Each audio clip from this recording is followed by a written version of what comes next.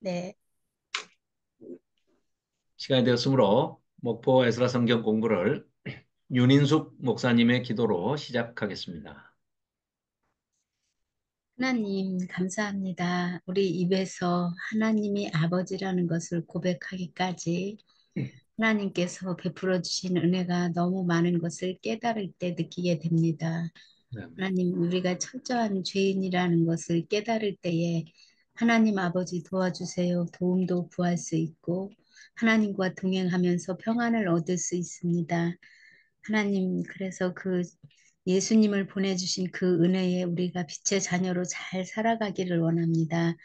하나님의 거룩함으로 우리를 이끌어 가주시는데 우리를 아들과 딸로 불러주시기 위해서 그런 은혜를 베풀어 주신 때문에 이 땅에서 사는 의미가 있다고 생각이 듭니다. 하나님, 이 시간 말씀을 통하여 하나님의 말씀 통하여서 뜻을 깨닫고 그 뜻이 무엇인지 알아서 우리가 행함으로까지 나갈 수 있도록 성령님께서 도와주시옵소서. 하나님, 아멘. 성경 글자 단어 속에 있는 그 글들이 그냥 문자로만 있지 아니하고 우리 생활 속에서 마음 속에서 생각 속에서 그 단어들이 다 기능할 수 있도록 주님 도와주시옵소서. 아멘. 앞서서 이끌어 주시는 우리 조홍현 집사님께 주님께서 늘 은혜를 베풀어 주셔서 성경을 연구하고 읽고 깨닫고 할 때에 하나님 더 큰 은혜를 사모하는 그 마음의 은혜를 충분히 부어 주옵소서.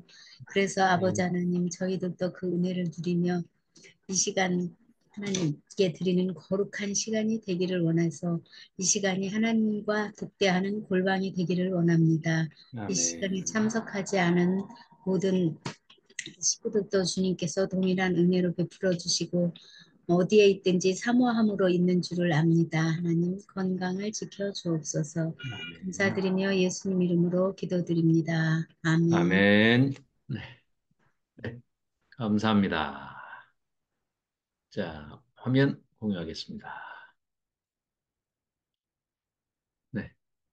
지금 이제 드디어 에스겔서를 37장, 그 유명한 마름뼈 환상 37장이 왔습니다.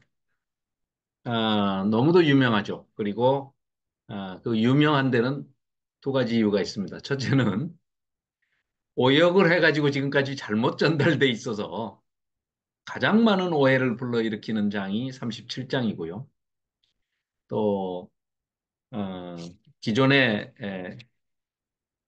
옛날 이제 할아버지들 때 부흥회가 사경회가 이제 한참일 때 부흥회 단골 메뉴로 마른뼈 환상 얘기가 나왔는데 에스겔서를 좀 더 우리가 이렇게 깊이 있게 들여다보고 또 이제 살펴보면서 전체 텍스트에 맞는 또 그 컨텍스트 문맥에 맞는 그런 것들을 고려해 보면 전혀 그런 내용이 아니고 더 정말 다른 우리가 지금까지 생각하지 못했던 그런 깊은 의미가 있는 장이 37장이구나 하는 거를 깨닫게 됐습니다. 그래서 37장이 그렇게 유명하기도 하지만 또 새로운 깨달음을 갖고 나니까 이건 정말로 어, 이 어떤 변곡점이라고 할 수 있는 구약 전체에서 변곡점이라고 할 수 있는 그런 장이 되는 의미가 있구나 하는 그런 것을 이번에 이제 알게 돼서 굉장히 또 어, 잊어버릴 수 없는 37장으로 됐습니다. 이제 전체 맥락으로 본다면 이렇습니다. 우리가 30 이제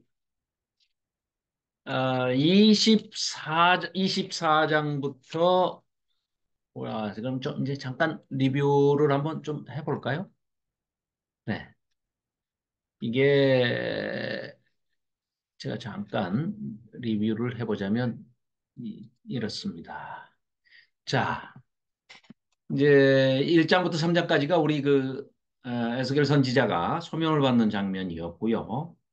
이 전체적으로 전반부 또 후반부로 나눈다면은 전반부는 심판에 관한 메시지, 그리고 후반부에는 회복에 관한 메시지인데 이 심판의 메시지를 크게 1장부터 32장까지 볼 수가 있겠지만 거기에서 24장까지를 나누어서 1장부터 24장까지가 유다의 죄악sam과 유다가 너희들이 왜 심판을 받게 되는지 얼마나 성전이 부패하고 그 어, 심판을 받을 수밖에 없는 가장 밑바탕에 언약을 파기한 한마디로 얘기하면 우상숭배라는 사회 약자에 대한 배려라든지 사회 정의와 공의, 미시파트, 뭐 체다카 이런 모든 것들이 다 그냥 무너져 버린 거죠. 그러니까 전체 예언서 전체를 보면 17권의 예언서 전체 중에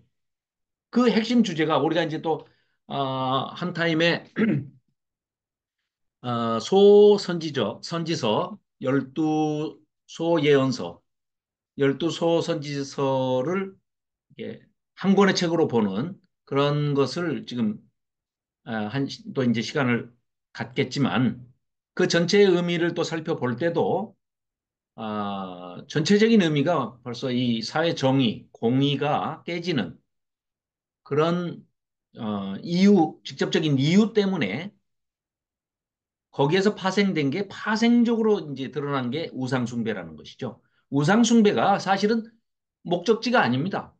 이들은 하나님께서 율법을 주신 율법의 정신을 망각한 거죠. 율법의 정신은 뭐 우리가 너무나 잘 알다시피 두 가지의 사랑 계명 아니겠습니까? 하나님 사랑, 이웃 사랑. 모든 율법도 다 복음이지 않습니까? 그래서 하나님 사랑, 이웃 사랑 이 간단한 하나님의 사랑과 그다음에 사회적으로는 공의와 정의, 억울한 사람이 없는 이런 것들을 하나님께서는 원하시고 계시는데 철저하게 그걸 배반하고 언약을 파기했고 뭐 제일 먼저 우상 숭배를 들고 나와서 결국은 심판을 받을 수밖에 없는. 그런데 굉장히 또 다양하게 어, 이 비유들 또 상징 행위, 예조, 예언 이런 것들로 비유를 했고 그 다음에 이제 그러면은 이스라엘만 잘못한 것이냐? 남유다 백성만 그렇게 하나님의 백성들만 언약 백성들만 언약을 파기해서 심판을 받는 것이냐? 아니라는 거죠. 하나님께서는. 그래서 남유다를 중심으로 해서 이스라엘을 중심으로 해서 그 열방에 있는 포진하고 있는 또 그렇게 해서 하나님의 율법을 조롱하면서 하나님의 언약 백성들을 미혹해서 우상 숭배에 빠뜨리게 한 그 장본인들에 대한 또한 그들마저 심판을 하시는 하나님. 그 말은 결국은 온 세상을, 온 우주를, 삼라만상을 하나님께서 창조하셨기 때문에 하나님이 주권을 가지고 계시기 때문에 이방들도 다 심판을 한다. 그래서 25장부터 28장까지가 이방들에 대한 심판의 얘기였죠. 특히 29장부터 32장까지가 이집트, 애굽에 대한 심판을 드러내고 계셨습니다. 그 이제 우리가 거기까지 살펴보고 그리고 33장부터가 이제 전환점이 돼서 그 전반부 32장까지는 심판에 관한 메시지였다 그러면 33장부터 48장 마지막까지는 회복에 관한 비전에 관한 하나님의 그런 그 소원에 관한 그런 메시지들이 회복의 메시지들이 있는데 특이하게도 이 에스겔서는 성전이라 하는 모티브를 가지고 자, 우리가 한번 이거 한번 생각해 보시자고요. 자, 하나님께서 에덴 동산을 온 우주를 성전으로 창조를 하시면서 결국은 궁극적으로 에덴 동산이라는 그 하나님의 임재의 장소, 그걸 에덴 성전이라고 할 수 있겠죠. 하나님이 임재하시는 장소가 성전이니까 에덴 성전이라는 곳을 하나님께서 창조하시고 거기에 하나님의 형상을 닮은 아담과 하와를 두시지요. 그리고 하나님께서는 동행하시기를 원하십니다. 그러면 먼저 선행된 게 복이었습니다. 그래서 원죄 이전에 인간에게 주신 게 원복입니다. 원복. 복이 없이 그냥 죄를 저지른 게 아닙니다. 제일 먼저 하신 게 인간을 창조하시면서 복을 주셨다는 거죠. 그거는 무슨 얘기냐?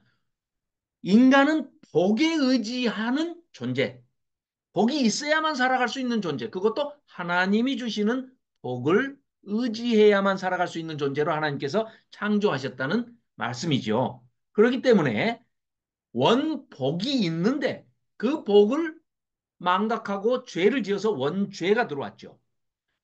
그것을 회복시키시기 위해서 그 다음에 이 태고적 원역사가 끝나고 난 다음에는 창세기에 우리가 경험으로 봐서는 어떻습니까?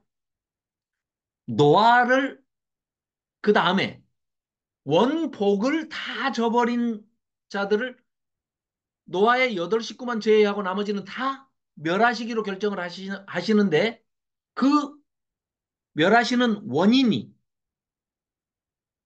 어려서부터 생각하는 것이 악하기 때문에 그 원인으로 말미암아 내가 다 멸해야 되겠다. 한탄하시면서 하나님께서 애달파하시면서 슬퍼하시면서 전부 멸하시죠. 그러고 나니까 노아의 홍수가 심판이 끝나고 나니까 제일 먼저 하시는 게 뭡니까? 또 역시 에덴 동산에서처럼 창조 후에 바로 복을 주시고. 네, 어서 오십시오. 아영자 전도사님. 바로 창조 후에 에덴 동산에서 복을 주시고 원복을 주시고 이끌어 가셨듯이 노아의 홍수로 그 여덟 식구를 빼놓고 나머지를 전부 멸절을 시키셨을 때 다시 하나님께서 똑같이 창조 때처럼 아담과 하와에게 주셨던 것처럼 원복을 다시 회복시켜 주시죠. 그게 바로 노아에게 주시는 복입니다. 그래서 내용이 동일하지 않습니까? 그리고 난 다음에 노아에게는 아, 그 공동체를 통해서 흩어지라고 하는데 집단적으로 반발을 하고 바벨탑을 쌓으면서 결국은 하나님께 또 대적을 했죠. 그러나 하나님께서는 노아의 홍수 때 홍수가 그치고 난 다음에 노아에게 복을 주시기 전에 뭐라고 어, 작정을 하셨습니까? 우리가 이제 성경에 기록된 대로 한다면 노아의 홍수 심판을 하셨던 그 원인 어려서부터 생각한 것이 인간이 악하기 때문에 내가 멸절한다 그랬는데 요번에는 홍수로 다 멸하시고 난 다음에는 어려서부터 악하기 때문에 내가 다시는 물로 심판하지 않겠다. 똑같은 원인인데 정반대의 결과로 복을 다시 주시는 겁니다. 그러니까 만일에 노아의 홍수 때 다 죽었던 사람들이 이거 안 들었기 망정이지 하나님께 얼마나 원망스러운 마음이 들겠습니까? 아니 우리는 똑같이 악하다고 그래가지고 다 죽여버리고 저들은 똑같이 악하니까 똑같은 이유로 두 번 다시 내가 이제 물로는 심판하지 않겠다. 이래 갖고 그냥 시간을 벌써 우리한테 몇천 년의 시간을 또 주시고 계시지 않습니까? 이런 뭐 그건 어, 뭐 쓸데없는 얘기고요. 어쨌거나 자, 이 노아의 홍수로 인해서 심판을 끝내고 또 조직적으로 악을 저지르기 시작하자 분산을 시키시고 언어를 혼잡하게 하시고 분산을 시키시고 그 중에서 이번에는 방법을 바꾸시죠. 자, 아직 율법이 들어오기 전입니다. 그 복을 원복을 아담에게 줬고 그 다음에 노아에게 줬습니다. 그리고 나서는 이 민족들이 민족적으로 조직적으로 하나님께 대적을 하니까 그 중에 한 사람을 택하시죠. 아브라함을 택하시죠. 그래서 원복의 근원, 통로로 삼으시죠. 그래서 아브라함을 통해서 복을 이제는 주는 방식으로 내가 너희들에게 복을 내리겠다. 아브라함이 그러니까 이제 처음 보는 선지자, 예언자적 역할을 주시는 장면을 우리가 아브라함을 통해서 볼 수가 있죠. 무슨 얘기냐? 중복이 들어라는 것을 명하십니다. 그리고 그걸 허용하시고 받아주십니다. 아브라함 네가 복의 근원이고 네가 복의 통로기 때문에 네가 저 사람을 위해서 기도하면 내가 다 들어주고 네가 저주하면 내가 다 저주를 내릴게. 너를 복의 근원으로 복의 통로로 내가 삼겠다. 이런 방식으로 복을 주시죠. 그리고 난 다음에는 이 아브라함의 식구들이 애굽에 들어가서 약 430년 동안 250만에서 300만이 넘는 민족으로 틀을 잡았을 때 모세라는 또 예언자, 선지자를 들어서 쓰시면서 모세를 통해서 출애굽을 하시고 출애굽한 이 구원한 백성들을 데리고 시내산에서 율법이라는 복음을 주시는데 그 율법의 복음을 주시면서 어떠한 복을 내리시는지 성막을 짓게 하십니다. 성전을 짓게 하시는 거죠. 그러니까 성막, 텐트로 된 성전을 짓게 하시죠. 그 짓는 이유가 뭐였습니까? 함께 하시겠다는 거죠. 하나님의 임재가 있는 곳이 성전이기 때문에 내가 너희들과 함께 하겠어.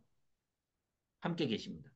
자, 그 과정에서 가나안 땅에까지 여호수아를 통해서 모세와 여호수아를 통해서 가나안 땅에까지 입성을 하게 됐는데 적과 꿀이 흐르는 언약의 땅에 들어갔는데 들어가자마자 배교를 하고 우상 숭배를 일삼고 하나님을 등을 돌리게 되죠. 하나님을 저버리게 됩니다.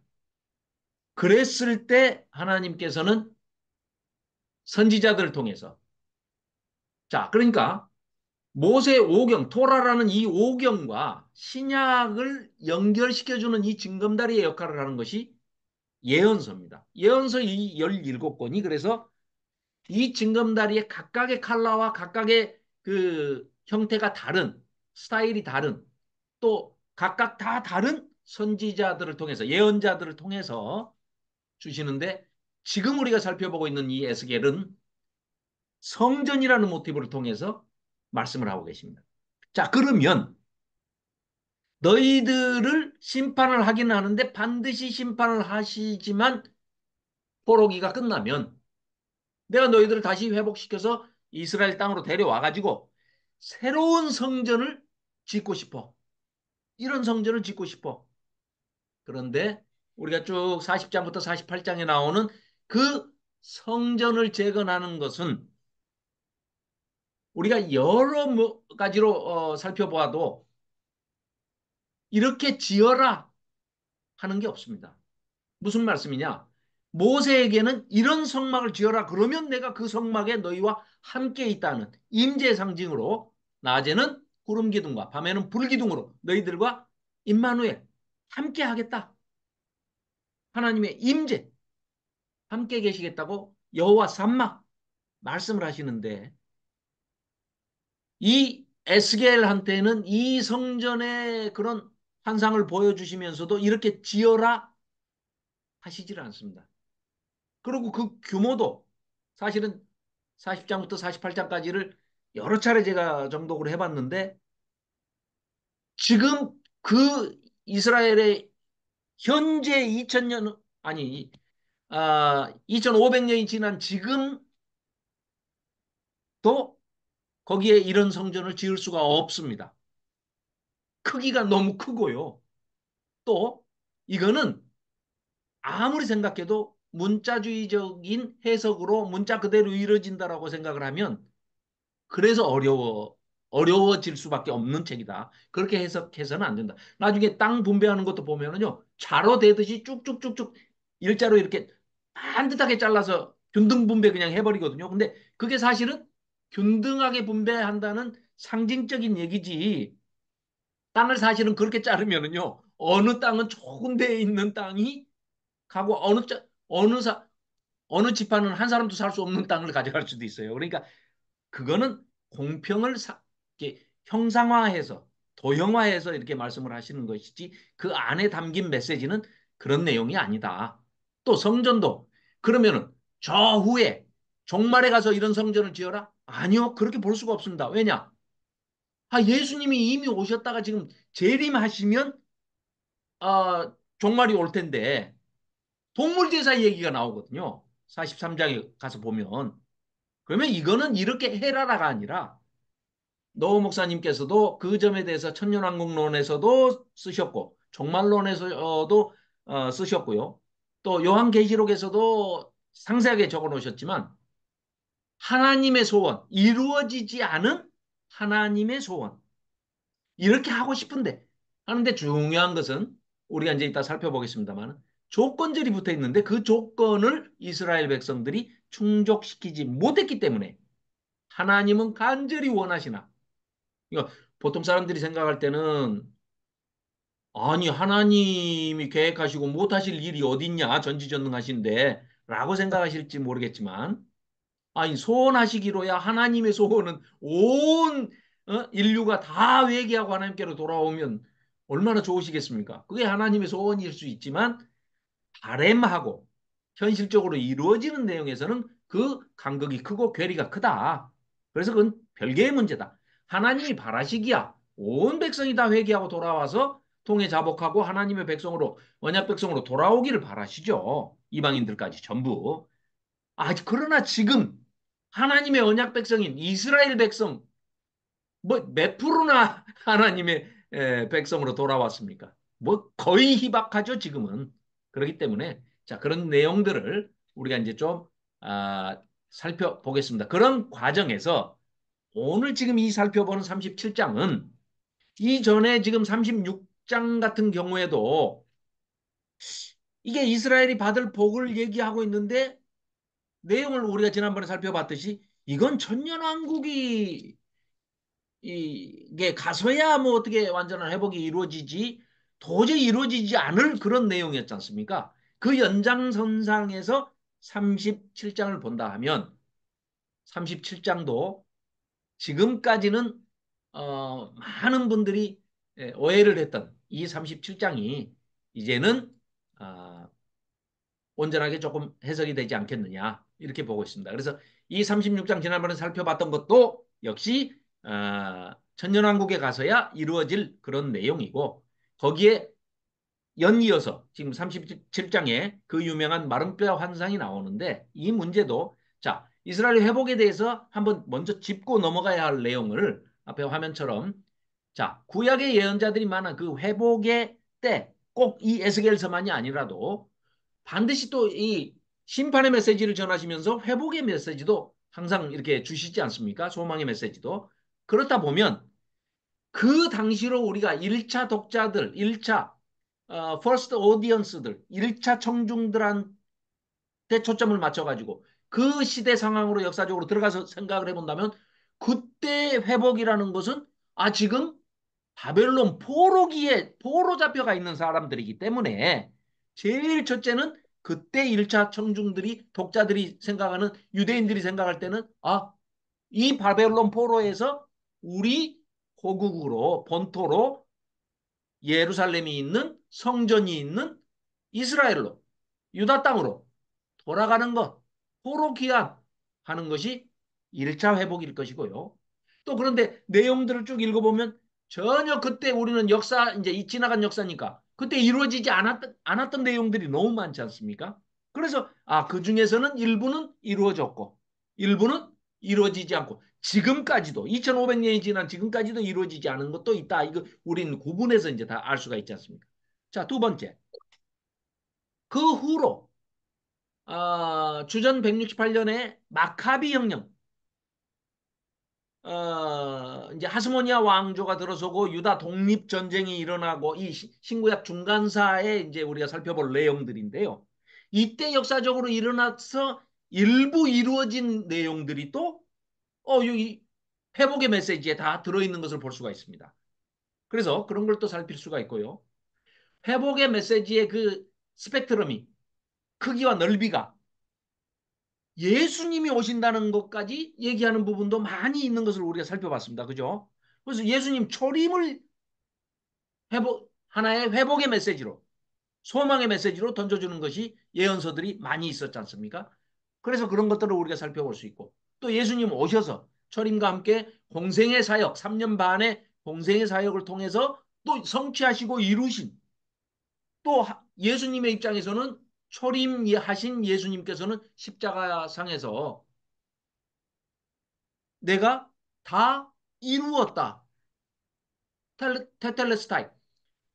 예수님이 오셔서 이루신 일들이 예수님과 하나님 사이에서 그 교감하고 사명을 받고 죽으시기까지 십자가에 달리시기까지 이루신 그 사역들이 이 예언서들의 17권의 예언서들의 사방대의 회복의 메시지로 산재해 있다. 이런 것들을 우리가 이제 구분할 수 있죠. 그 다음에 거기에서 조금 더 멀리 간 거는 오순절에 예수님이 승천하시면서 성령을 보내주셔가지고 성령 강림절 이후에 일어나는, 그래서 사도행전에서 뭐 예루살렘과 사마리아 온 유대와 사마리아와 땅 끝까지 이 복음이 또 전파되는, 그리고 성령과 물로 세례를 받는 이방인들까지를 전부 하나님 앞으로 돌아오게 하는 이런 것들까지도 예언서에 포함이 되어 있기 때문에 그것도 회복의 내용이다. 그리고는 또 더 멀리 가자면 말세, 물론 그 선지자들이 다 거기까지 온전히 이해하고 예언을 하셨다고는 뭐 하셨을 수도 있겠지만 그러지 못하셨을 것이다. 말씀을 받아가지고 선포는 하시지만, 야, 이게, 그러니까, 이조 시대 사람은 고사하고, 저, 고려 시대 사람이 스마트폰 얘기하면 알겠습니까? 보여준다 해도 그 사람이, 아이, 뭐, 몇천 년, 삼천 년, 사천 년 뒤에 일어날 그런 어떤 문명의 이기, 이거 아무리 보여줘도, 그 네모난 속에 뭐 그림들이 그려지고 움직이더라. 뭐 이런 정도로 전하겠죠.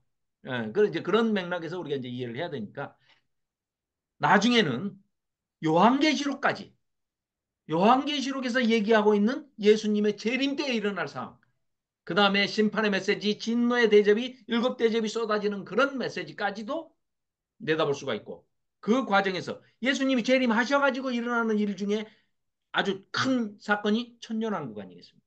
그런 천년왕국에 대한 메시지들이 많이 숨어 있는데 왜 어렵게 느끼느냐? 에스겔서를. 에스겔서뿐만 아니라 뭐 예언서들 중에 어려운 부분들, 난제라고 해서 손을 못 대는 이유가 천년왕국을, 또 요한계시록을 정리하지 못했기 때문에, 천년왕국과 종말론이 완전하게 정리가 안 됐기 때문에 그랬던 것인데, 우리는 뭐 우리의 스승이신 노후호 목사님께서 저서를 많이 쓰셨고, 또 최근에 나오는 이제 신학계에 뭐 나오는 그런 책들을 뭐 많이는 아니지만 그래도 좀 최신 그 최근의 신학자들이 많이 받아들이고 있는, 수용하고 있는 그런 책들을 저도 이제 부지런히 뭐 힘 닿는 데까지 읽고 있습니다만은, 그런 내용들까지도 다 총망라해서 이미 어떤 부분은 뭐 읽어보시고 쓰실 수도 있겠지만 거의 안 읽어보시고도 이론적으로나 추론적으로 그렇게 해서 정리가 되신 분이라 그런지 노 목사님께서 말씀해 놓으시는 게 거의 요즘에 몇십 년, 20년 전에, 10년 전에 말씀하신 거를 지금 최근에 신학자들이, 공부를 많이 하신 신학자들이 정리를 해놓은 걸 보면 그런 내용들이에요. 거의 흡사합니다. 그래서 이제 그런 것들을 소개를 하는데 조금씩 다른 거. 또 노 목사님께서 이제 미처 거기까지는 그냥 뭐 언급 안 하신 부분들, 이런 부분들은 이제 조금씩 여러분들께 이제 제가 뭐 소개해드리는, 곁다리로 소개해드리는 그런 이제 역할을 하고자 합니다. 자, 그래서 언제 어디에서 누가 누구에게 한 얘기인지 이 컨텍스트가 굉장히 중요하다.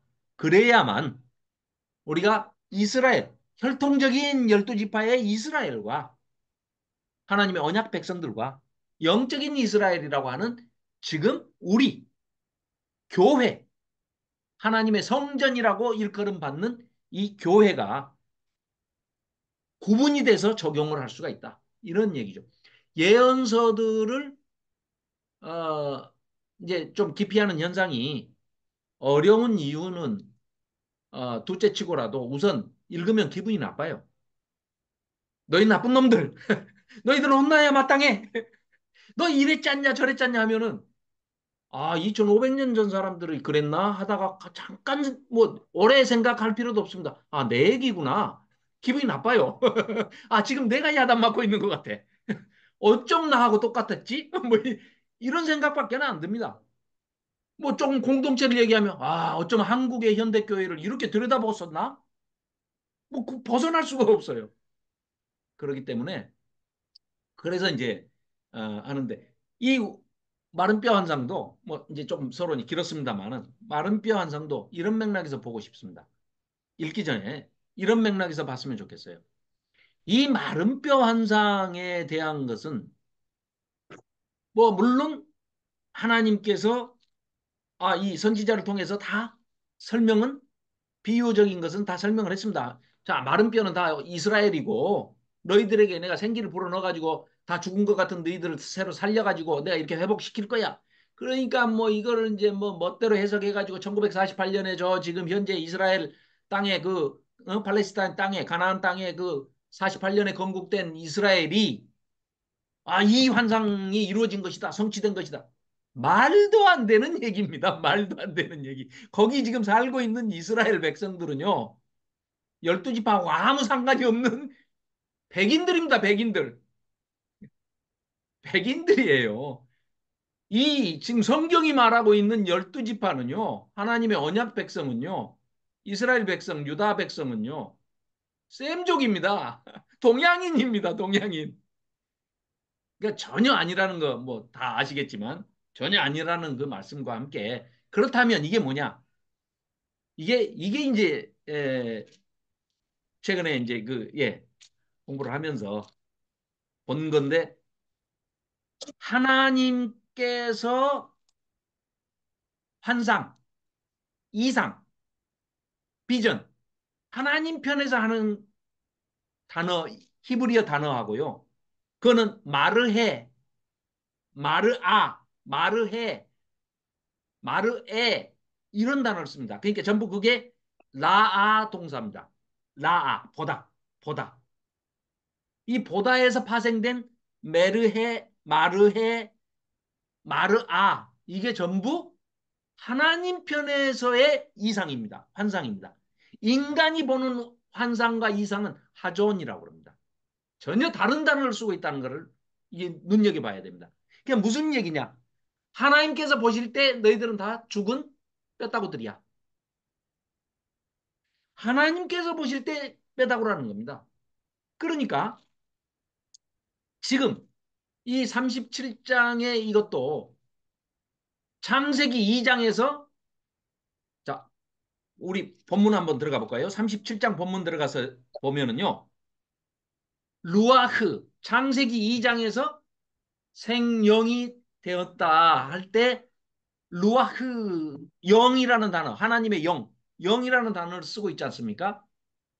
그때하고 똑같이 연상이 되는 에덴 동산에서 창조하시고 먼지로 아담을 만들어내시고 그 코에 하나님의 영, 생영, 네페샤야, 그 루아흐를 불어넣어서 창조하시듯이 이 이스라엘 백성들을 하나님의 눈으로 보실 때는 메르헤로 보실 때는 타존이 아닌 메르헤로 보실 때는 다 썩어 앙상하게 뼈다귀만 뒹굴은 다 부러진 그런 파편 쪼가리인 뼈들로 보이는 겁니다. 그래서 에스겔서가 전반부가 조금 이해가 된 게 똥을 갖다가 뭐 바르고 뭐 똥으로 쇠똥으로 사람 똥으로 인분불로 뭐 집혀가지고 밥을 해 먹고 뭐 이렇게 막 이상한 그 예조 퍼포먼스를 시키셨지 않습니까? 그 이유가 하나님의 눈으로 보실 때는요. 우상 숭배하고 있는 것이 너희들이 똥을 섬기고 있다. 똥을 너희들의 얼굴에 바르고 있다. 이렇게 보신 거예요. 하나님은. 그러니까 지금 이스라엘 백성을 볼 때 전부 죽어 널브러져 있는 썩어서 한참 오래된 시체 뼈다귀로 보이시는 거죠. 그래서 거기다가 창조 때의 영, 세상에 10번이나 37장 한 장에 루아흐라는 단어가 10번이나 나옵니다. 그게요. 1절에 여호와께서 권능으로 내게 임재하시고 그의 영으로 할 때 영, 루아흐입니다. 그 다음에 5절에 가서 주 여호와께서 이 뼈들에게 이같이 말씀하시기를 내가 생기를 그러니까 생기 이렇게 할 필요 없습니다. 사실은 내 영을 하나님의 영을 루아흐를 생기로 번역된 게 이게 원어는 루아흐입니다. 루아흐를 너희에게 들어가게 하리니 너희가 창조되리라 살아나리라. 그러니까 새로 그냥 창조하시고 싶다는 겁니다. 자, 6절 마찬가지로 너희 위에 힘줄을 두고 살을 입히고 가죽으로 그 뼈 아무리 마른 뼈다귀여도 내가 다 창조하듯이 너희 속에 루아흐를 생기를 넣으리니 너희가 살아나리라. 그러면 너희가 내가 여호와인 줄을 알게 될 것이다. 이렇게 말씀하고 계시죠. 또 8절에도 그 속에 생기가 없더라. 루아흐. 9절에도 또 내게 이르시되 인자야 너는 생기를 향하여 대언해라. 선포해라. 예언해라. 생기에게 대언하여 이르기를 주 여호와께서 이같이 말씀하시기를 생기야. 여기 세 번이나 나오죠. 근데 놀랍게도요. 사방이라고 번역된 이 사방에서부터 와서 할 때 이 사방도 아르바 루아흐 이런 단어를 사방으로 그냥 번역해 놨습니다. 그래서 이 원어를 살펴보니까 아르바 루아흐입니다. 온 하나님의 영이 가득 찼다는 거예요. 어디를 둘러봐도. 그렇게 그냥 하나님께서 심혈을 기울여서 창조를 하시는, 재창조를 하시는 그런 지금 표현을 지금 이 37장에 담고 있습니다. 그래서 그냥 뭐 이 죽었던 뭐 내가 뭐 요새 신앙심이 조금 떨어져가지고 뭐 새벽 기도도 몇 번 빠졌고 뭐 주일 성수도 잘 못했고 이런 나한테 마른 뼈 같은 내 신앙에 뭐 생기를 불어 넣어 주셔가지고 내가 부흥회에서 막 얘기하듯이 그런 차원의 얘기가 전혀 아니라는 말씀이죠. 이건 지금 창조 얘기를 하고 계시는 겁니다. 창세기 2장이 연상이 되어야 맞는 얘기입니다. 그러시면서 그 창조한 하나님의 형상을 닮은 인간을 창조하셔가지고 자, 시내산에서 법을 주셨죠. 내가 너희들하고 함께 한다. 하나님의 임재의 상징으로 성막을 짓게 하셨죠. 그런데 그 성막을 지금 어떻게 확장을 하신다고요?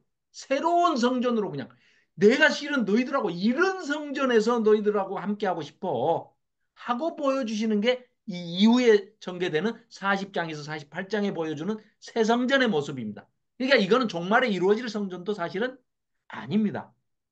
그런데 또 종말에 이루어질 성전하고 전혀 다르냐? 아니요. 또 매우 흡사합니다. 동물 제사 부분만 빼고 나면은요. 거의 요한계시록 20장, 21장, 22장에서 보여주고 있는 그 형상과 상당히 흡사합니다. 그래서 성전의 개념. 성전 자, 우리가 흔히 대표적으로 그냥 뭐 에스겔 성전, 새 성전의 모습 그러면 다른 거 다 놔두더라도 성전 중앙에서 생수가 흘러나와서 물이 동편으로 쭉 적시고 흐르다가 발목까지, 무릎까지, 뭐 배까지 이렇게 쭉 올라오지 않습니까? 이 모티브가 이 당시에 유대인들에게는요, 너무 익숙한 그림이기 때문에 예수님이 딱 오셔가지고 이 에스겔서의 그 새 성전의 환상에서의 이미지, 그림 언어를 오셔서 딱 쓰신 게 내 배에서 생수가 영원히 흘러 나올 것이다. 아시죠? 생수가 배에서 나온다 그러니까 어떤 분들은 내 배에서 나온다 이렇게 생각을 하시는데 아닙니다. 예수님입니다. 예수님이 성전이시기 때문에 예수님이 내가 성전이야, 내가 성전이야, 내가 하나님 나라야, 내가 천국이야 계속 말씀을 하시면서 너희들 에스겔 그 성전 환상 알지 않냐? 너희들 에스겔 선지서 잘 알잖아. 거기에 나왔던 그 성전의 중심에서 물이 철철철철 생수가 흘러 나온다는 게 내 배에서 나온다는 얘기야. 라고 그 모티브를 말씀하고 계시는 겁니다. 그러니까 그런 맥락에서 생각을 하면은 그 모든 그림이 딱 맞아 떨어지죠. 그래서 10절에도 마찬가지로 생기. 이에 내가 그 명령대로 대언하였더니 하나님께서 생기가 그들에게 불어 넣어 주셔가지고 들어가매 그들이 곧 살아나서 일어나가지고 아주 그냥 쫙 서는데 극히 큰 군대더라. 군대가 됐다는 거예요. 자, 뭐 어느 골짜기인지는 모르지만 온통 뼈들이 말라가지고 뭐 아무 소망이 없는 그런 뼈들이 완전히 뭐 이건 뭐 그냥 물건에 불과한 건데 그런 이 뼈들이 재창조되듯이 그 창조의 어떤 그런 모티브를 통해서 에덴 동산에서의 그 창조, 창세기 2장의 창조 그런 과정을 통해서 살아나는데 뭐로 지금 10절에서 말씀하고 있다고요? 큰 군대라는 겁니다. 군대라는 거는 전쟁을 하기 위해서 목적을 가지고 만든 게 군대지 농사 짓게 하기 위해서 군대를 만들 필요는 없지 않습니까? 농사를 짓게 하려면은 예, 농협 조합을 만들거나 영농법인을 하면 되죠. 군대를 만들었다는 것은 누군가의 전쟁을 하겠다는 얘기죠. 하나님께서. 이 이스라엘 백성들을 다시 창조해가지고 하나님의 백성으로 창조해서 하나님의 언약 백성들이 누구와 전쟁을 하게 하시겠다는 겁니다. 그러면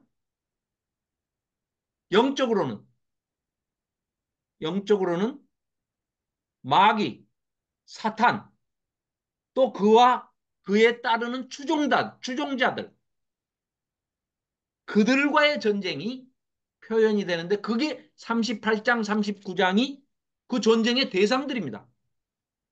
그래서 나온 게 곡과 마곡이에요. 그런데 우리는 이미 요한계시록을 공부를 했기 때문에 곡과 마곡의 이미지는 요한계시록 20장의 이미지인데 하는 것으로 알 수가 있죠. 그래서 요한계시록을 문자주의적으로 만일에 해석을 하면 천년왕국 끝에 무저갱에 갇혀있던 그 사단을 마귀를 풀어놔가지고 천년 동안 시험이 없었으니까 네가 시험해봐라 했더니 제일 먼저 곡과 마곡으로 쳐들어가서 그들을 미혹해가지고 자기 편으로 전부 만들어서 아마겟돈, 무기또 평야, 아마겟돈에서 전쟁을 하더라. 근데 실제적인 전쟁일 수도 뭐 문자 그대로 일 수도 있겠지만 그보다는 상징적으로 생각을 한다면 네, 뭐 묵시문학이라고 하는 거는 뭐 별로 이렇게 농목사님 좋아하지 않은 단어니까 뭐 그래요. 예. 묵시문학 말고 계시문학이라고 합시다. 그러면 계시문학으로 봐도 악의 마지막, 악의 삼총사, 사탄과 거짓 선지자, 음녀, 거짓 종교 이들을 넣기 위해서 영원히 꺼지지 않는 불못, 그 지옥, 음부, 지옥이라는 곳에 하데스라는 곳에 이들을 집어넣는 것인데 통째로 그렇죠? 지난번에 우리가 살펴봤듯이 사후 세계에 대한 에스겔에서 표현이 있었지 않습니까? 말 안 듣는 아수르 사람들이 죽어서 지하로 들어가더라. 이게 아니라 통째로 아수르라는 나라가 들어가고 그 나라 사람들이 거기 다 보니까 죽어 널브러져 있더라. 지하라 그 음부, 구덩이, 무덤, 뭐 지하 뭐 이런 단어들을 뭐 쓰고 있지 않습니까? 그런 그 사후 세계의 모습들을 이렇게 보여줬듯이 결국은 계시록에 가서도 그런 곡과 마곡으로 대표되는 그 마곡 땅 왕곡 그 상징은 벌써 영적으로는 뭐 앞에는 누가 나오든 뭐 로마가 나오든 미국이 나오든 뭐 바벨론이 나오든 뭐가 나오든 간에요. 그 배후에는 사탄이 있는 건 틀림없는 거죠. 그렇기 때문에 그런 세력들이 문자주의로 해석을 하건 상징주의로 계시적으로 계시문학으로 해석을 하건 이건 다 벗어남이 없다. 그렇기 때문에 그런 관점에서 본다 하면은 맥락이 이어져 간다는 거죠. 37장에서 마른 뼈 환상은 하나님께서 다시 창조를 하셔가지고 자기 백성을 삼으시고 이 백성들로 하여금 굳게 서게 만들어가지고 이들을 전쟁을 수행할 수 있는 아주 큰 군대로 만드신다. 그래가지고 38장, 39장에 이어지는 전쟁이 침략자, 고개, 곡과 마곡 이 모든 나라들을 멸망시킨다. 그런데 놀랍게도요. 38장, 39장에 보면 여기서 거론되고 있는 나라들이요. 전부 이 러시아 또, 뭐 이따 그거는 이제 나올 때, 예, 살펴보겠습니다. 자, 38장 그러면은 이제 그런 맥락에서 자, 1절부터 제가 좀 예, 짧으니까 빠르게 읽어보겠습니다. 여호와 37장. 여호와께서 권능으로 내게 임하시고 그 영으로 데리고 가셔서 이제 골짜기에 두셨는데 거기 뼈가 가득했죠. 그래서 뭐 다 말라 삐뚤어진 그런 건데 3절. 내게 이르시되 인자야 이 뼈들이 능히 살 수 있겠느냐 하시니까 너무 엄청난 일이라 에스겔이 겸손하죠. 모르겠는데요. 주 여호와께서 아시나이다. 이런 비슷한 대답하는 선지자 스가랴. 나는 몰라요. 주님이 아시겠죠. 하나님이 아시겠죠. 그 질문 혹시 질문 이렇게 주님한테 받으실 때는 잘 모르겠으면은 주님이 아십니다. 이렇게 대답하시면 아무 문제 없습니다. 그럼 선지자급입니다. 네. 그래서 주께서 아시나이다. 이렇게 얘기를 합니다. 4절. 또 내게 이르시되 이 뼈에게 대언하여 이르기를 너희 마른 뼈들아 하나님의 말씀을 좀 들어봐라 하시면서 내가 너희들에게 루아흐를 불어 넣어 줄 거니까 너희들이 전부 창조해서 피조물이 돼 가지고 새로운 피조물이 돼서 살아나게 될 거야 하십니다. 너희 위에 힘줄을 두고 쭉쭉 자 생기를 넣습니다. 그리고 9절 또 내게 이르시되 인자야 너는 생기를 향하여 대언하라. 생기 루아흐한테 대언을 하라는 겁니다. 예언하라는 겁니다. 루아흐에게 예언하여 이르기를 주 여호와께서 이같이 말씀하시기를 생기야 생기야 온 사방에 꽉 차 있는 생기야 그 생기들로부터 모두 들어와서 이 죽음을 당한 자들 이 뼈다귀밖에 없는 자들에게 전부 들어가서 살아나게 하라. 하나님께서 명령하시면 살아라. 이게 생명이죠. 날 생자에다가 명령할 명자니까 살아라. 그걸 한자로 쓰면 그대로 생명이 되는 거죠. 이에 내가 그 명령대로 예언하였더니 생기가 그들에게 들어가매 그들이 곧 살아나서 일어나 서는데 극히 큰 군대더라. 또 내게 이르시되 인자야 이 뼈들은 이스라엘의 온 족속이라. 그들이 이르기를 우리의 뼈들은 말랐고 우리는 소망이 없어졌으니 우리는 다 멸절되었다. 요렇게 얘기를 한다. 그러나 그러므로 너는 대언하여 그들에게 이르기를 주 여호와께서 이같이 말씀하시기를 내 백성들아 내가 너희 무덤을 열고 너희로 거기에서 나오게 하고 이스라엘 땅으로 들어가게 하리라. 어떤 암시입니까? 이거는 이스라엘로 다시 돌아가게 하는 포로기가 아수르 포로기가 바벨론 포로기가 또 페르시아 포로기가 끝나고 너희들은 1차, 2차, 3차 포로 귀환해서 성전을 다시 재건하게 될 거야 하는 그런 소망의 메시지가 내포되어 있는 것이죠. 그래서 이스라엘 땅으로 들어가게 하리라. 내 백성들아 내가 너희 무덤을 열고 너희로 거기에서 나오게 한즉 너희는 내가 여호와인 줄 알리라. 내가 또 내 영을 너희 속에 두어 너희가 살아나게 하고 내가 또 너희를 너희 고국 땅에 두리니 나 여호와가 이 일을 말하고 이런 줄을 너희가 알리라. 여호와의 말씀이라. 하나님께서 이렇게 에스겔 선지자를 통해서 이런 말씀을 다 해 두시고 그 다음에 시행을 해야 이 사람들이 그때 하신 말씀이 에스겔 선지자를 통하여서 우리한테 해주신 말씀이 이런 말씀이었구나 하고 깨달아도 금방 뭐 옛날로 돌아갈 사람들인데 만일에 이런 말씀도 안 해주고 이런 일을 시행하시면은요 틀림없이 이 사람들은 어떻게 생각합니까? 우리가 뭘 잘했으니까 복 받았다. 이 사람들은 지금 얼마나 왜곡된 복에 대한 그 신앙을 가지고 있습니까? 자기들은 잘못한 거, 율법을 뭐 안 지킨 거, 우상숭배에 빠진 거, 사회 정의를 저버리는 거, 뭐 이런 것은 한 번도 생각해 본 적이 없습니다. 그저 모든 것이 자기들이 좀 어려운 지경에 빠지는 거는 하나님이 능력이 부족해서, 다른 나라 신보다 약해서. 그러니까 우리는 더 힘이 센 신을 더 열심히 잘 모시자. 다른 나라 신을. 거기에 꽉 사로잡혀 있고 제사장들이 하는 일이 토라를 가르쳐야 된단 말이죠. 토라 율법을 가르쳐야 하는데 제사법에만 신경이 쓰여가지고 제사에만 관심이 있지 이 사람들은 율법을 가르치지를 않았어요. 제사장이 할 일을 안 한 겁니다. 그러니까 사실은 제사장의 역할과 이 선지자의 역할은 완전히 다릅니다. 선지자의 역할은요, 첫째는 하나님의 말씀을 맡아가지고 대언해서, 예언해서 선포하는 것도 있겠지만, 그에 못지않게 중요한 것은 중보하는 사람입니다. 백성들의 얘기를 듣고 그것을 하나님께 중보 기도를 함으로 인해서 하나님께서 거기에 대한 미래적인 어떤 말씀을 주시면 그 말씀을 맡아가지고 있다가 자기에게 찾아오는 사람들에게 선포해 주거나, 그러니까 남의 뭐 기름 화복을 맞추는 사람이 아니라 말씀을 맡은, 말씀 맡은 자죠.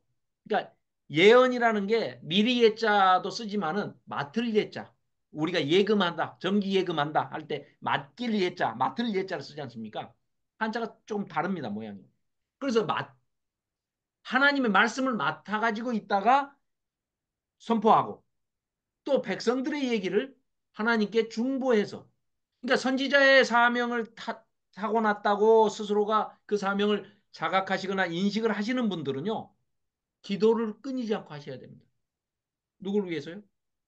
자기 이웃에 있는 백성들을 위해서, 이웃들을 위해서 끊임없이 하나님께 중보 기도를 하셔야 할 직분을 가지신 분들이, 그런 사명을 가지신 분들이 요즘에도 있죠. 많이 있죠. 그런 분들이 선지자의 그 역할과 사명을 감당하시는 거죠, 사실은. 네. 제사장은 전혀 다릅니다. 제사장은 그런 역할을 하는 게 아니에요. 그래서 이게 나중에 이제 신구약 중간사를 거치면서 변질돼 가면서 사두개인과 바리새인이, 이 종파가 완전히 유대 종파가 사분오열되면서 찢어지는데, 그 두 축이 결국은 권력자의 근처에서 머물면서 이렇게 하는 그런 것도 볼 수가 있습니다. 그래서 뭐 예, 언제 또 신구약 중간사도 한번 짧게 정리해서 한번 나눴으면 좋겠습니다. 자, 신구약 중간사도 이제 21일 날 무안에 제가 강좌가 신구약 중간사가 있어가지고 좀 정리를 했는데, 신구약 중간사도 좀 전혀 다른 각도로 좀 보게 됐습니다. 그래서 예. 근데 뭐 버벅거려가지고 이것도 좀 정리를 좀 다시 좀 잘 좀 해야 될 것 같아요. 정리를. 슬림화, 이게 좀 다른 것들 좀 빼고 날씬하게 만들어가지고 이해야지. 아유, 너무 많은 걸 뭐 이렇게 전달하려다 보니까 이제 그거보다는 핵심적인 거를 조금 이렇게 슬림화 시키는 게 좋을 것 같습니다. 자, 그렇고요. 자, 그래서 이제 15절부터는 28절까지 유다와 이제 이스라엘의 하나 되는 것을 지금 이제 선포를 하시거든요. 이게 또 이게 우리가 이제 잘 눈여겨봐야 할 대목입니다. 자, 15절입니다. 여호와의 말씀이 자 이렇게 하라는 거예요. 너는 막대기를 하나 가져와 가지고 그 위에다가 하나에다가는 유다와 그 짝 이스라엘 자손이라고 쓰고, 또 막대기 하나 더 다른 걸 가져와 가지고 거기다가는 에브라임의 막대기 곧 요셉과 그 짝, 우리가 얼른 생각해도 이게 뭡니까? 유다 지파와 남유다, 유다 지파와 베냐민 지파 두 지파로 구성된 남왕국 남유다, 그 다음에 열 지파로 구성된 북이스라엘, 이미 망해버렸지만 그 북이스라엘은 뭐 에브라임 지파, 예, 요셉의 두 아들 에브라임 문하세, 뭐 이런 지파, 그래서 이스라엘 온 족속 이렇게 쓰라는 거예요. 즉 남왕국과 북왕국 두 개의 왕국이 이 막대기를 17절 서로 합하여 하나가 되게 해라. 내 손에서 둘이 하나가 될 것이다. 이런 일은 지금까지도 이루어지지 않았습니다. 그렇죠? 지금 이스라엘 저 땅에 가나안 팔레스타인 땅에 지금 뭐 한참 하마스 전쟁하고 있는 그 뭐 네탄야후인가 그 이상한 사람, 그 아유 거기 얘기하다 보면 시간 아깝고, 그 사람들도 전혀 이 열두 지파가 아닙니다. 아니기 때문에 이 사람들은 하나가 된 게 아니에요. 사실 720 BC 722년에 이 멸망당했던 아수르에 의해서 사마리아가 멸망당하고 그 열 지파, 북왕국 열 지파가요, 뿔뿔이 흩어져 가지고 어디로 간지도 모릅니다. 뭐 돌아오기는커녕 자, 그러면 바벨론 포로를 잡혀갔던 BC 586년에 멸망해가지고 예루살렘 멸망하고 그때 잡혀간 포로로 잡혀간 사람들은 거의 대부분이요. 왕족과 귀족과 굉장히 고위층의 쓸만한 인재들이었습니다. 그러니까 그 열왕기서도 그렇고 나중에 보면은 떨거지들만 남았다고 그러지 않습니까? 본토에는. 그러니까 본토에 있는 남은 사람들이 기분 나빠했다고 그러지 않습니까? 왜 우리는 포로 안 잡아가냐? 니들은 필요 없어, 엄마. 너희들은 찬밥이야. 너희들 아이 입만 늘어. 이러면서 쓸만한 사람들. 그러니까 거기에만 몽땅 뭐 다니엘과 그 세 친구들도 그렇죠. 뭐 거의 왕족, 귀족 뭐 이런 그 술사, 학사, 뭐 에스라, 느헤미야 뭐 이런 사람 결국은요. 하나님의 의도가 너무 완벽하게 드러나시지 않습니까?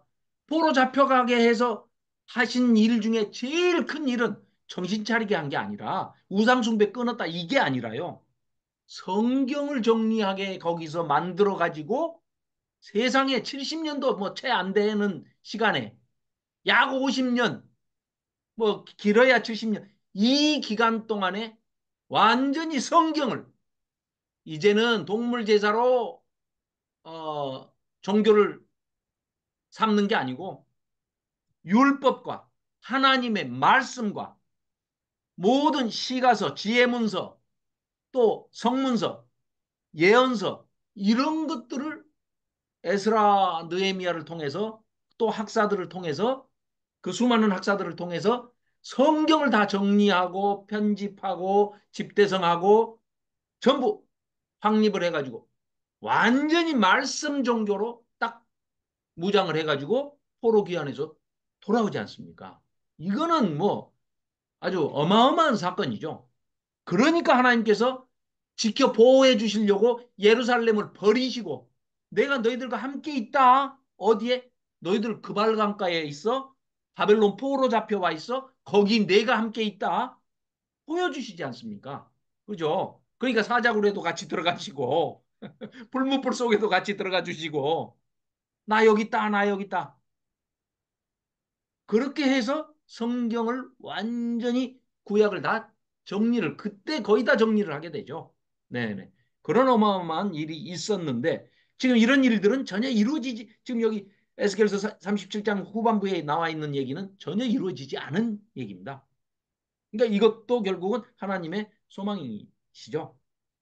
자, 너는 20절입니다. 너는 그 글쓴 막대기들을 무리 앞에서 손에 잡고 그들에게 이르기를 주 여호와께서 이같이 말씀하시기를 내가 이스라엘 자손을 잡혀간 여러 나라에서 인도하며 그 사방에서 모아서 고국 땅으로 돌아가게 하고 그 땅 이스라엘 모든 산에서 그들이 한 나라를 이루어서 한 임금이 모두 다스리게 하리니 여기 임금이라는 단어에 동그라미를 해놓으시면은요. 이 왕, 임금 이런 단어는 이분들이 이 히브리어가 두 가지를 구분해서 쓰고 있습니다. 이제 다음 주에 총정리할 때 한번 말씀드리겠습니다만은 멜레크 우리가 많이 알고 있는 왕 할 때 멜레크 이런 단어도 쓰지만 지도자 나시라는 단어도 씁니다. 그러니까 나시라고 쓸 때는 하나님의 뜻을 수행하는 하나님의 대리 통치를 하는 사람들, 하나님의 일을 잘 수행하는 왕은 지도자는 나시라는 단어를 쓰고요. 신적인 하나님의 그런 것에서 떠나서 내가 인간이 자기가 잘나가지고 자기 힘으로 왕 노릇을 하고 자기가 뭔가를 하려고 하는 사람들에 대해서는 멜레크라는 단어를 쓰고 있습니다. 이걸 구분해서 쓰고 있습니다. 아까 우리 뭡니까? 환상도 뭐, 그, 이 두 가지로 나눠서 쓴다고 말씀드렸지 않습니까? 그래서 뭐, 마르헤하고 하존 이렇게 나눠서 쓰듯이, 예, 사람들 편에서 봤던 환상은 하존을 쓰지만 하나님의 환상, 하나님께서 친히 보여주신 환상은 마르헤, 마르아, 마르에 뭐 이런 단어를 쓰고 있습니다. 그리고 그러니까 이 왕, 임금 이런 단어, 지도자, 이런 단어도 구분을 했쓰는데, 멜레크, 이 여기 나시. 그러니까 에스겔에서 얘기하는 것은 하나님의 대리 통치자. 하나님의 뜻, 인간 왕이지만 하나님이 원래 왕이시고 하나님이 다스리는 나라가 이스라엘이다, 유다다. 이렇게 했을 때 하나님의 말씀을 받들어서 하나님의 뜻에 순종해서 통치하는, 대리 통치를 하는 사람을 나시로 표현을 합니다. 자, 그래서 다시는 두 민족이 되지 아니하며 두 나라로 나누이지 아니할지라 안 이루어졌습니다. 지금까지도 안 이루어졌죠. 그들이 그 우상들과 가증한 물건과 그 모든 죄악으로 더 이상 자신들을 더럽히지 아니하리라. 내가 그들을 그 범죄한 모든 저소에서 구원하여 정결하게 한즉 그들은 내 백성이 되고 나는 그들의 하나님이 되리라. 아무래도 지금 여기 24절까지 이어서 본다 하면 이거는 메시아이신 예수님을 표현하고 있다. 뭐 이건 뭐 부인할 수 없는 내용이죠. 내 종 다윗이 죽은 지가 500년 됐습니다. 그런데 내 종 다윗 이렇게 하실 때는 하나님께서 내 종 다윗의 후손으로 오실 메시아 내 아들 하나님 예수 그리스도를 예표하고 있다. 이렇게 볼 수 있죠. 그래서 내 종 다윗이 그들의 왕이 되리니 이 진정한 왕이시죠. 네. 인간 왕이 아니고 진정한 왕. 그리고 유대인의 왕으로 나신 이가 어디 있느냐? 신약에 가면은 이제 그런 얘기가 이제 나오는 거죠. 이런 맥락에서 나오는 거죠. 또 이런 이런 것들 때문에 메시아 사상이 이스라엘 백성들한테는 예, 뭐 자연스럽게 있었을 것이고요.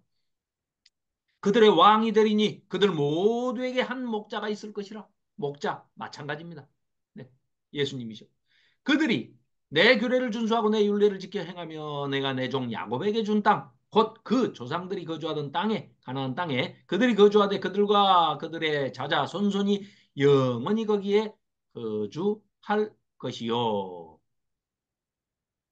내 종 다윗이 영원히 그들의 왕이 되리라. 그렇죠. 예수님만이 영원히 우리의 왕이 되실 수 있는 분이지 인간왕은 영원이라는 단어를 올람이라는 단어를 전혀 쓸 수가 없죠. 헤벨, 이슬 같은 존재, 안개 같은 존재. 뭐 헛되다, 저기 뭐죠? 전도서에서 헛되고 헛되니, 뭐 헛되고도 헛되도다, 헛되다고 번역돼 있는 것이 그게 헤벨이죠, 헤벨. 근데 헛된 게 아니고 가치 판단을 그렇게 하면 안 되고 그 존재가 잠깐 있다 사라지는 것.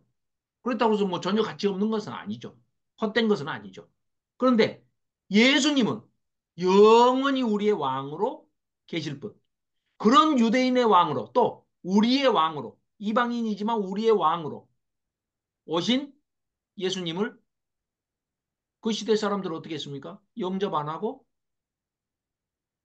들어오실 때는 종려나무 가지 흔들면서 와 하고 우리의 왕 뭐 유대인의 왕 금방 이제 로마 뒤집어 엎고 예, 뭐 기적들을 그동안 많이 보여주셨으니까 그렇게 해서 로마 병사들은 그냥 다 죽을지어다, 송장이 될지어다 하면은 뭐 18만 5천 명만 되겠습니까? 뭐 그냥 다 없어지고 나라가 뭐 서고 뭐 로마를 완전히 깨부실 줄 알았는데 이상한 얘기만 하시거든요. 그러니까는 바로 돌변해가지고 어떻게 합니까? 십자가에 못 박아 죽여라, 못 박으소서 그 피를 우리 머리로 돌려라. 그래가지고 머리로 돌렸지 않습니까? 그래서 결국은 AD 70년에 예루살렘이 멸망할 때 너무너무 잔인한 그 이번에 중간사 공부하면서 뭐 예루살렘 멸망사를 봤는데 유대 멸망사 거기에 9만 7천 명 정도 10만 명 정도가 살고 있는 예루살렘 성에요. 명절을 지키러 디아스포라 유대인이 100만 명이 왔답니다. 110만 명이 왔는데 그 중에 100만 명을 죽이고 그 조그만 성에 그러니까 그냥 꽉꽉 차면 110만 명이 그냥 콩나물 시루에 이렇게 있듯이 있는데요. 100만 명을 죽이고 9만 7천 명을 포로로 잡아가가지고 그 성전에 돌 틈에 누가 금은보화를 숨겨놨다 하니까 돌 하나하나 다 드러내가지고 다 무너뜨린 겁니다. 예수님의 그 예언의 말씀대로. 돌 위에 돌 하나 놓이지 않을 것이다. 그걸 다 드러내가지고 다 완전히 회파하고 불질러버리고 성전에 있는 것 모든 것을 다 약탈해가지고 그 돌을 가지고 가서 로마에 돌아가서 이 포로들 9만 7천 명을 예루살렘 포로들 유대인들을 끌고 가서 지은 것이 콜로세움입니다. 그 원형 경기장을 그 성전 돌을 부어가지고 그걸 끌고 가서 거기다가 지은 겁니다. 그러니까 이 예루살렘에 땅 어느 땅이라도 흙을 한 줌 집으면 거기에 그 유대인들의 피가 섞이지 않은 흙이 없다 할 정도로 그런 비참한 최후를 AD 70년에 맞고 그때 온 세계로 뿔뿔이 다 흩어져 가지고 결국은 지금 이스라엘은 가짜 유대인들입니다. 가짜 유대인들. 백인들이 있는 곳이고요. 지금 그 이제 사람들이 언제 이렇게 될 것이냐? 이것은 성경 어디를 봐도 천년왕국 때 이루어질 일이지 지금 이 세상에서 이루어질 일은 아니다.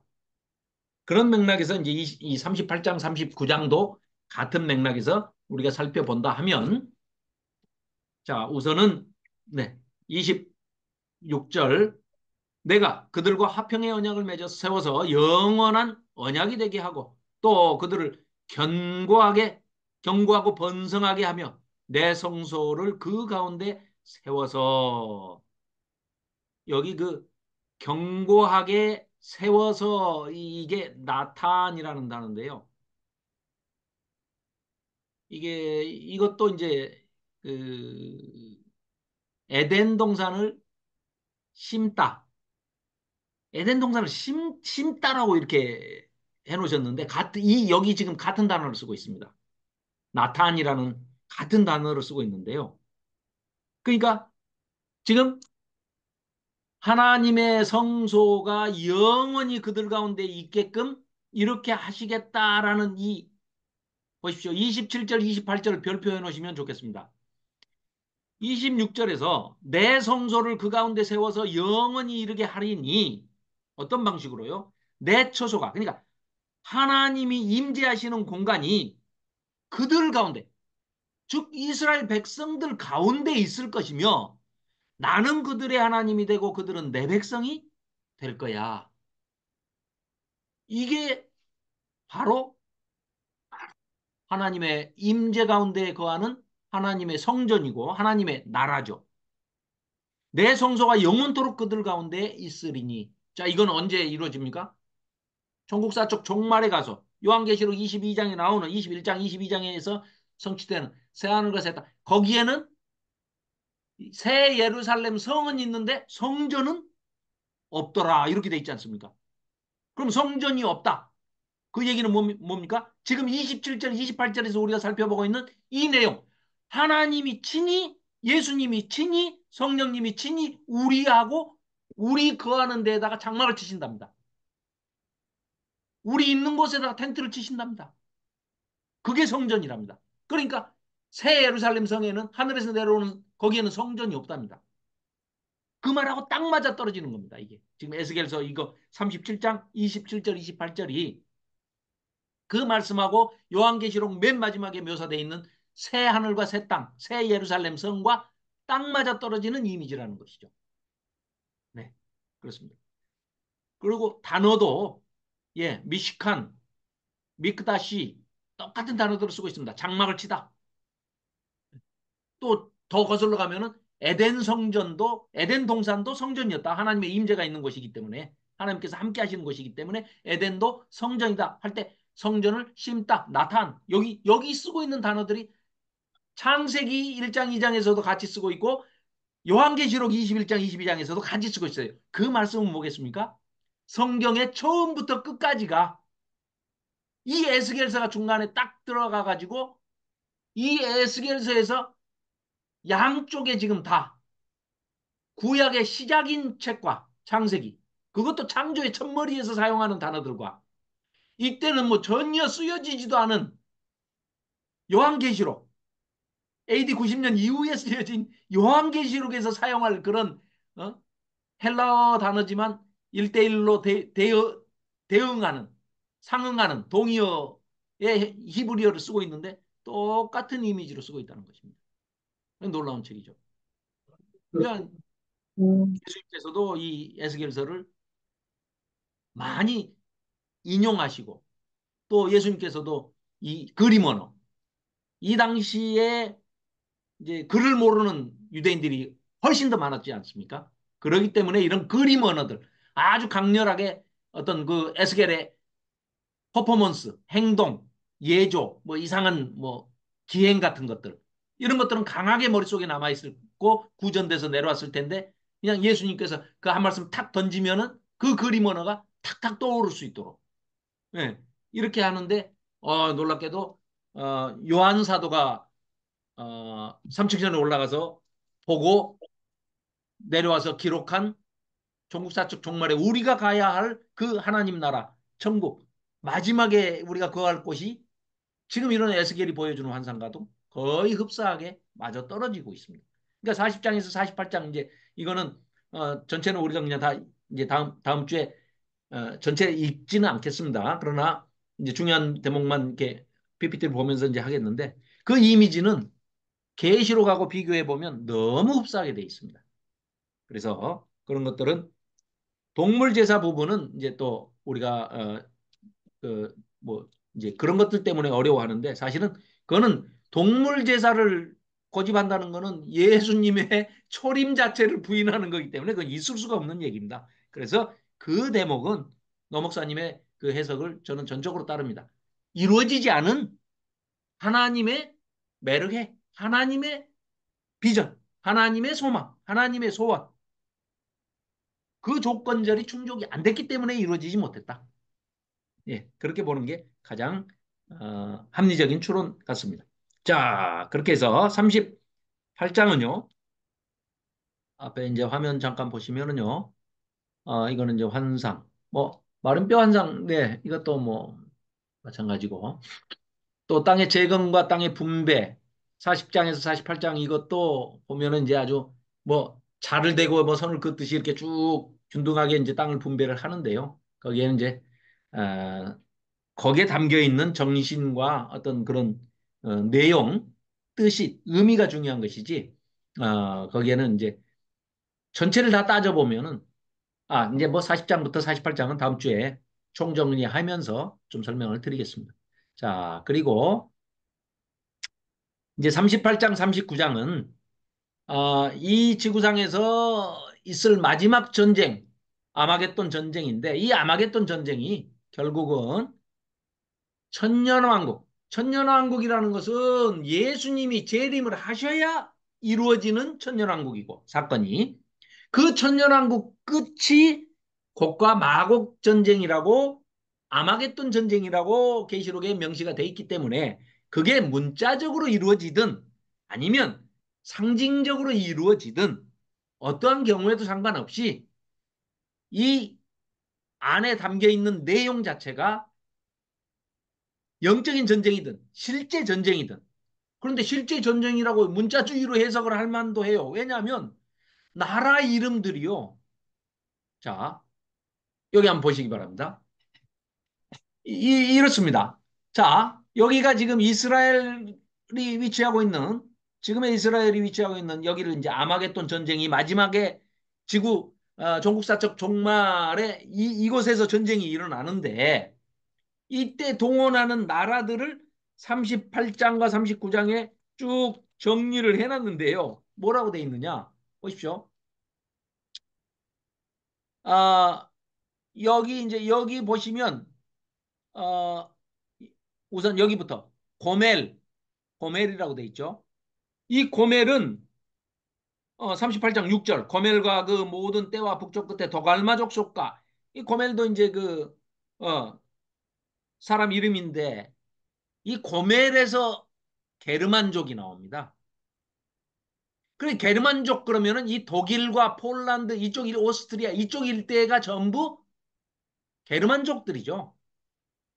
그래서 이들이 지금도 나라 이름은 바뀌었지만 고멜의 후손들이 만든 그 그러니까 종족이 그 게르만족이 된 거죠.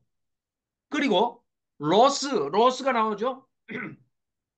1절에 보면 마곡 땅에 있는 로스와 메섹과 두발왕 곧 고게게로 이 연합군의 왕의 이름이 곡인데 땅이 뭐라고요? 로스가요. 여기 로스로 돼 있지 않습니까? 여기가요. 실제로 지금도 루스 내지는 로스 내지는 루시 이렇게 얘기를 하는데요. 러시아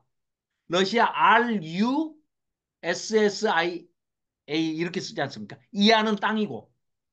그래서 지금도 러시아라는 말 속에는 로스의 후손이라는 게 이게 지금 38장 1절에 나와 있는 로스의 후손들입니다. 그 다음에 메섹이 메세코 공국이 아니고 공국. 이게 이제 나중에 뭘로 바뀌냐? 모스크바로 바뀝니다. 옛날 소비에트 연방의 수도 모스크바가 메섹입니다. 메섹. 예.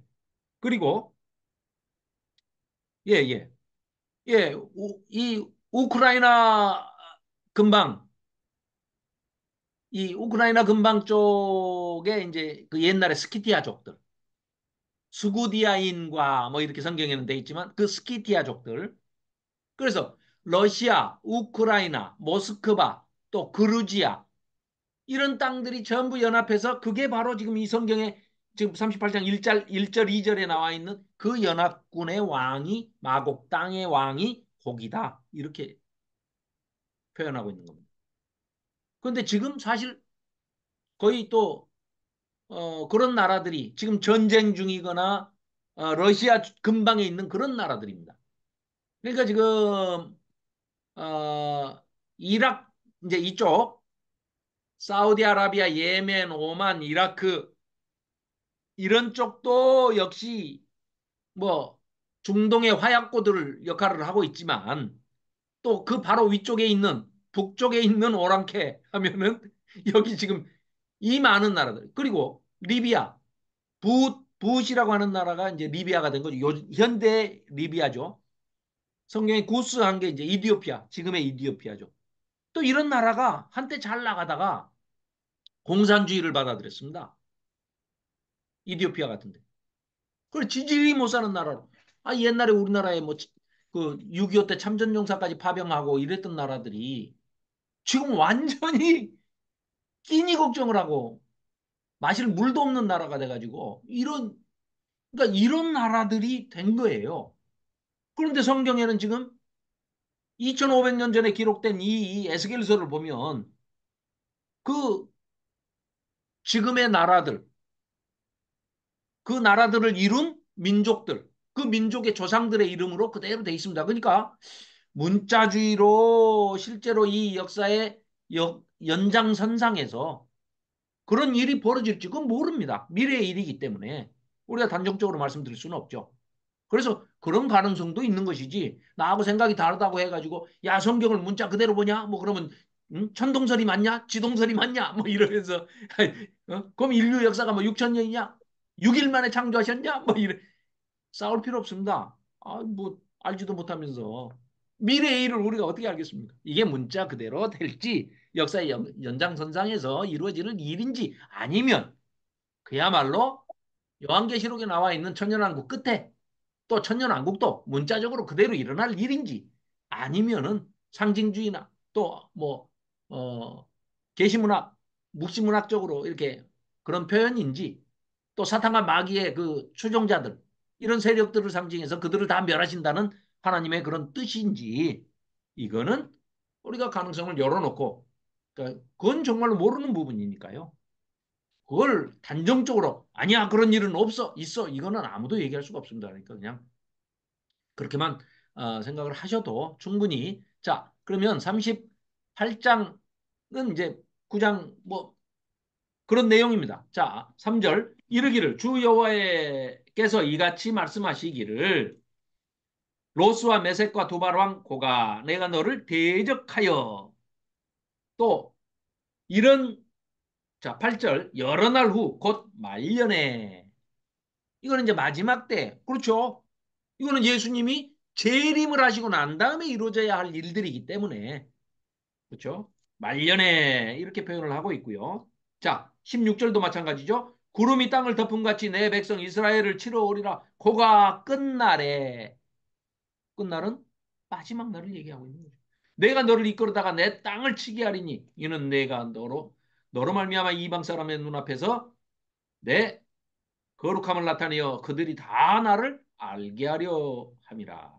자, 곡의 심판 17절부터 그야말로 이거는 누구도 부인할 수 없는 천년왕국 끝에 일어날 일입니다. 천년왕국은 아까도 누누이 말씀드렸지만 예수님이 오신 다음에 재림하신 다음에 일어날 사건이기 때문에 그 이후에야 일어날 일입니다. 보십시오. 주 여호와께서 이같이 말씀하셨느니라. 내가 옛적에 내 종 이스라엘 선지자들을 통하여 말한 사람이 네가 아니냐. 그들이 그때 여러 해 동안 예언하기를 내가 너를 이끌어다가 그들을 치게 하리라. 그날에 거기 이스라엘 땅을 치러 오면 내 노여움이 내 얼굴에 나타나리는데 주 여호와의 말씀이니라.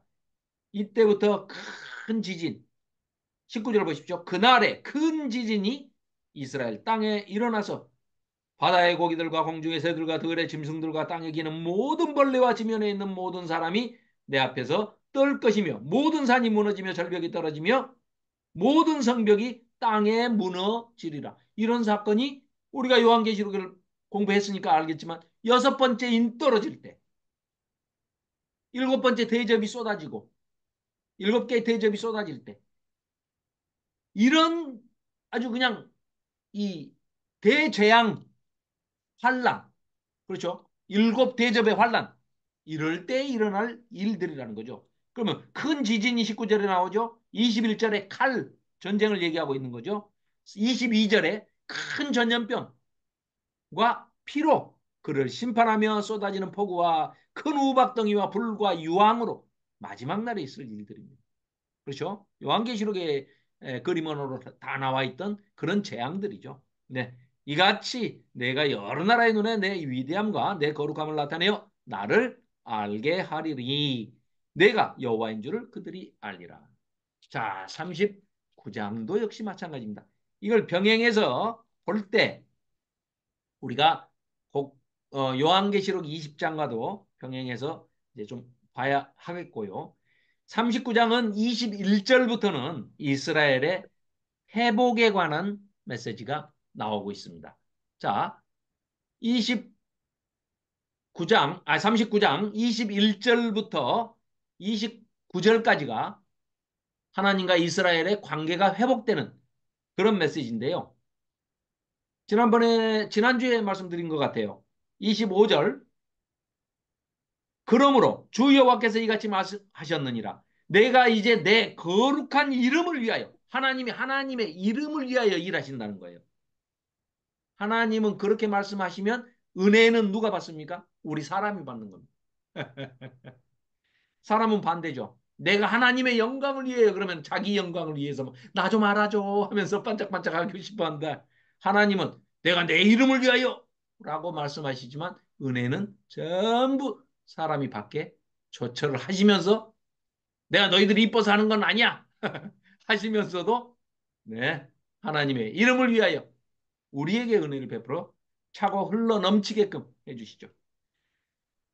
열심을 내어 야곱의 사로잡힌 자를 돌아오게 하며 이스라엘 온 족속에게 사랑을 베풀지라 그들이 그 안에 평안히 거주하고 두렵게 할 자가 없게 될 때 부끄러움을 품고 내가 범한 죄를 뉘우치리니 내가 그들을 만민 중에서 돌아오게 하고 적국 중에서 모아내어 많은 민족이 보는 데서 그들로 말미암아 나의 거룩함을 나타낼 때라. 전에는 내가 그들이 사로잡혀 여러 나라에 이르게 하였거냐. 내가 전에는 그랬어. 그런데 후에는 돌아오게 할 거야. 내가 그들을 모아 고국 땅으로 돌아오게 하고 그 한 사람도 이방에 남겨두지 않고 내가 다 돌아오게 할게. 그래야 너희들이 그들이 내가 여호와 자기들의 하나님인 줄을 알리라. 29절 별표해 놓으시면 좋겠습니다.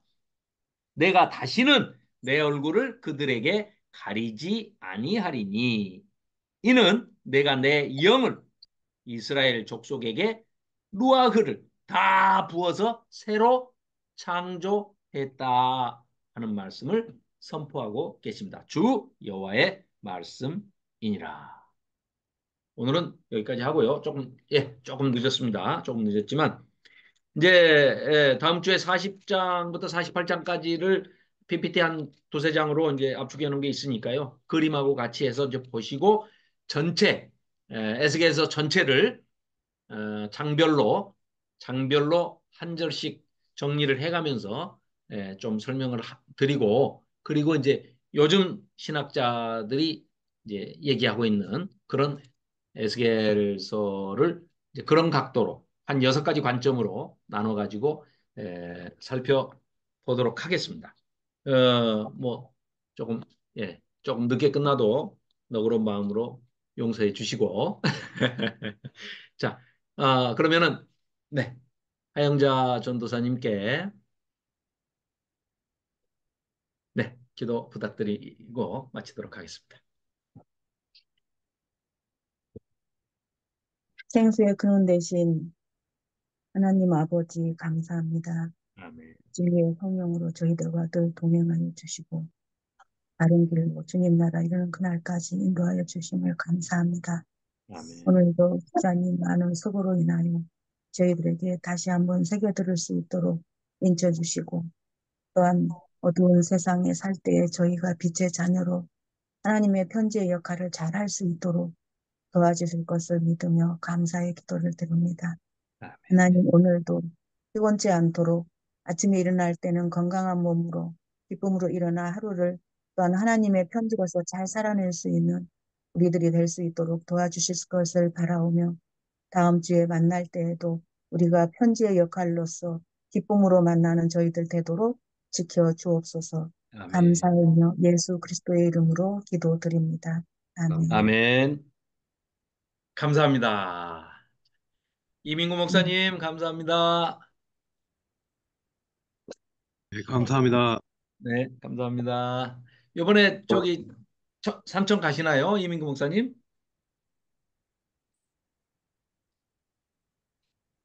나가셨구나. 네네네. 저기는 그 추석 때 강좌가 지금 이제 열릴 네, 예정인가요? 아, 네네, 아, 숫자 많이 이제 되셨나 봐요? 네네. 네네네.